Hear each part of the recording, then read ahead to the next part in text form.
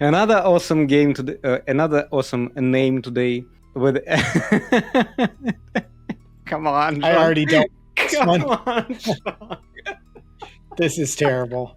Abortion Who Lived wants us to know the story about the cross-gender gaming that went too far. All right. So the initial disclaimer for this was that his OC's name, his original character, is They a Fella. So just keep that in mind. Mhm. The background, this is a Discord campaign with a large party of mostly new to 5e players. During a pre-session 0, I found out the DM's wife and stepdaughter would be playing, but using voice changers to sound like men. I figured why not and set up one myself. The DM, who's a real AI wizard, helped me set it up. I'll refer to everyone by their class to keep it simple. The first 8 sessions were fine. 8 sessions, that's a long time. By the way, do your players use voice changers in the game? No. In games? Never. Some of them will do their own voices, but not voice changers. I hadn't really even considered it, but they could if they wanted to. I wouldn't bother me. Just interesting. You play live, right? So you don't do that kind of stuff, voice changing. But there are voice changers who can that can change your voice on the go. Yeah, I'm not opposed to it. If players want to change their voice for whatever reason, to have an accent that they can't do normally, I'm for it. Whatever adds to the immersion in the game, I'm good. So the first 8 sessions were fine, no issues that I noticed, and things were going well enough that we'd all gathered pretty good gear for a learning campaign. The DM's family was even considering dropping the voice changers since we were close to wrapping up. I don't know why they'd drop them in the middle of the game, but whatever. Maybe they're because of big legs delays. Oh, maybe. Yeah, maybe it was interfering. I think that he did say Discord, and Discord can be a bit laggy sometimes. Yeah, I think that voice changers is still kind of interesting concept, but I think that it doesn't work all that well. Because instead of immersion, you have a semi-robotic voice. I don't know. If someone can comment in the comments how it works, if they had an experience with that, I would really love to know more. Maybe we do it if we are playing a Warforged. Then we have that robotic voice. Yeah, well, yeah, okay. In this case, all right. All right. It makes sense. It also makes sense to use it for DM, but also in the post-production, I guess, to add some creepy vibes or for BBG or something like that. Yeah. But for players, I think it is better to act still. I think so. I agree with you. I think if you want to use one, I'm fine with it. If you don't, I'm fine with that too. I do use like soft background music and stuff like that while we play, and I try to tailor it to what we're doing. And I do, in most of my games, use sound effects as well, a little bit. I don't want to be spending time searching for sound effects when we're playing the game, though. Yeah. So if it makes sense and it's important to the story, I'll throw it in. Otherwise, a little bit of theater of the mind is okay. Session 9. This is where it all went sideways. Maybe we should write like a horror story called Session 9. The barbarian blurts out, "I hope the innkeeper struggles tonight. I like when they fight back before the fun." Awkward silence follows. I get a DM, a private message from the monk joking about roll for struggle snuggles. What are they talking about? I think he's talking about... I hope the innkeeper struggles tonight. I like when they fight back. Because if you look up at the top, there's an SA warning, which is sexual assault.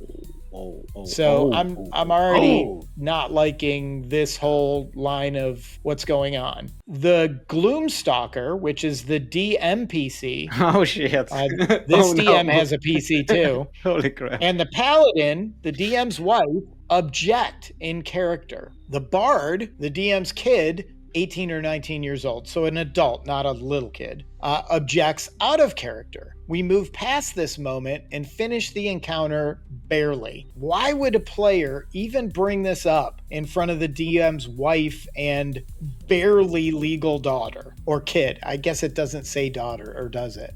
Yeah, I thought that it was mentioned that it wife and stepdaughter. Yeah. Earlier it said it. I thought so. So why even bring something like this into a game with the DM's wife and stepdaughter in there? It sounds horrible. It's creepy. John, it sounds horrible. It gives me those bad goosebumps. Not good one.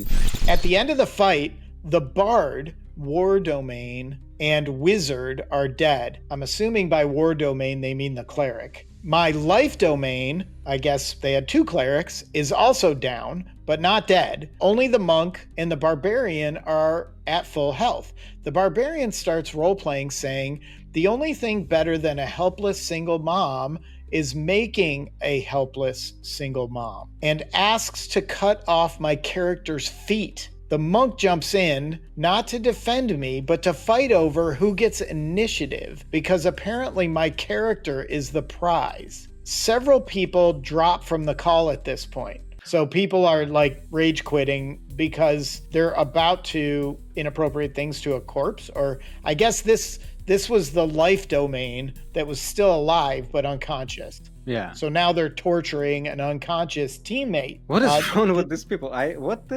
have no idea. This is bad. Yeah, this is a true horror story.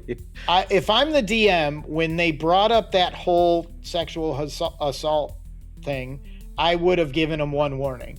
We're not going there. Stop it. We don't go there again. Asks to cut off my character's feet. And then when this happens, after they've been warned, I'm just kicking them out, and the rest of the players can stay and play a game of D&D that doesn't involve being weird. I mean, D&D is being weird, but not this weird. This is way beyond. This is Jeffrey Dahmer weird. Yeah, right. I'm not playing D&D with Jeffrey Dahmer. The DM tells them to stop and points out that they've made everyone uncomfortable, and several people, they said, already dropped, asking why any of this would be okay. The monk responds by saying, I haven't said anything, and claims I'm probably muted for breathy words. I don't know what that means. I had to exit the program to disable my voice changer. When I came back, furious, I asked in my real male voice. This was the male that was playing as a female cleric, right? Yeah. So apparently they decided to abuse him because they think he's female, I guess. So he comes back, he asks in his real male voice what the actual F was wrong with them. Immediately, they start making gay accusations. They're calling him gay because he's playing a female character. Then decided I must be my character's cucks band. I don't know what that term means. I can guess. Keeping their elven lady from the real men she needs. Me and the DM left the call at that point as well and took a much needed break. I think that they confuse him with the husband of the player. Does it make sense? I guess. I don't know. These two... Keeping their elven lady from the real man she needs. Completely mad. These two unhinged weirdos are trying to live out their real life fantasies in the game, which is just gross. Oh my god. I need a shower after this one. I think this is the worst one we have ever. It is. It's making me... The aftermath, I can't even believe it. It might get worse. A few hours later, the DM texted me asking if I'd seen the Discord server. The art channel was flooded with posts from a deleted user, multiple NSFW, not safe for work, AI images of they a fella, photoshopped lewd images of the DM and his family, and links to random explicit pages and derogatory comments. My inbox had dozens of NSFW edits of my OC art with messages like being better than your husband. This is just crazy. This is why you have to vet any players you let into your game before you let them in your game, because there are lunatics out there.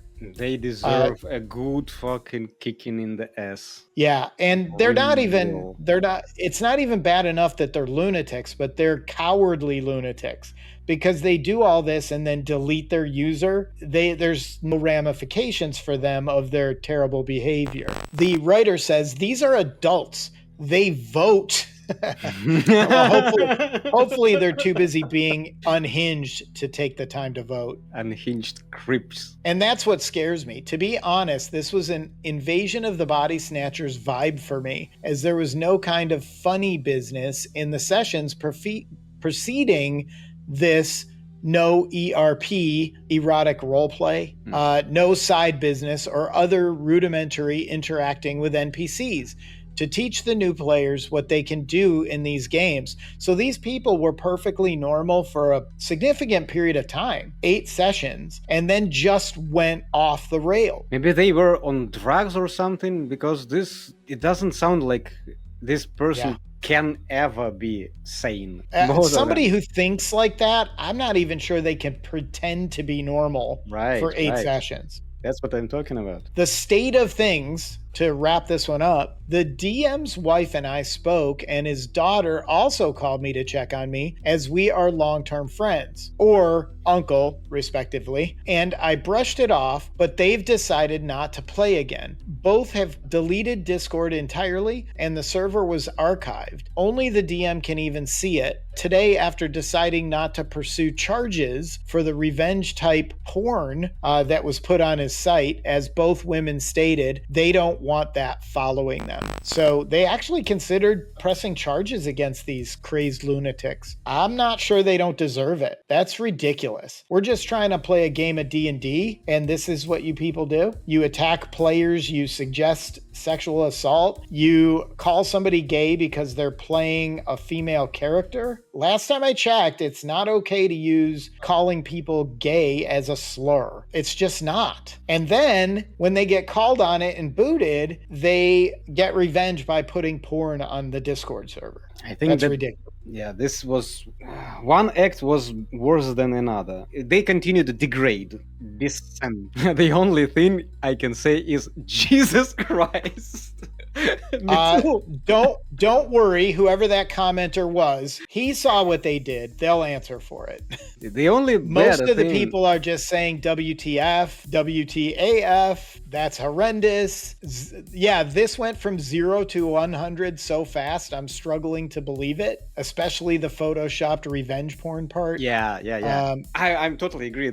I think that it was even worse than what they did before. Making those porn pictures, especially AI generated, and sending them and making tons of them. Yeah, I mean, this is really bad. They had to have that stuff at the ready. Like, unless they took like 3 weeks doing this and the writer doesn't say it, it's not like, I guess you can go and ask it, just create me a whole bunch of crazy stuff, but I don't know, it's terrible. Twos are the devil says, these incels just need a hug in the face with a chair from off the top rope. I like it. That's well said. Twos are the devil. And by the way, twos are not the devil. Sixes are the devil. Everybody knows that. The one salty toad also says exactly what you said. I think I need to take a shower after reading that. What the actual F? I need to not only take a shower, but I need like a wire brush to scrub that off my brain. All right. So that's terrible. 2 terrible players that I hope never find another game again. I have just changed my mind that there's a table for every player. There is no table for those 2 lunatics. What can I say? We have to be strong. Yes, for our listeners. People depend on us. It's true. Now our listeners know that even we can be creeped out to this degree.